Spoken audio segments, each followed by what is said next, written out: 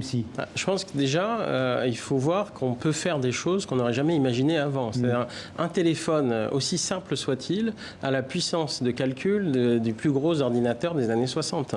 Donc ça, on a tendance à l'oublier. Vous allez dans le dernier village, les villageois ont leur téléphone. Donc on a comme ça une puissance finalement qui est déployée avec une convergence en plus du mobile et de l'Internet, donc qui donne accès à une fenêtre globalement sur le monde pour pouvoir un service sous-sous qui se déploie, pour pouvoir avoir justement quelqu'un qui appelle pour déployer un service de mobile, et donc finalement mettre en rapport une offre et une demande, sans intermédiation.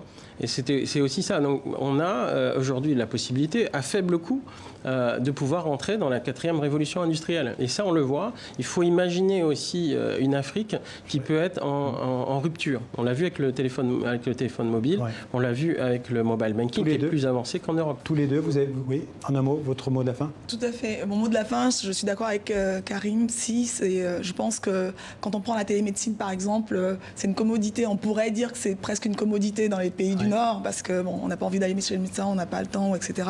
Alors qu'en Afrique, c'est plus qu'une nécessité. Dans les zones rurales qui n'ont pas accès à la santé, ça va permettre aux personnes d'avoir accès à une bonne qualité de soins.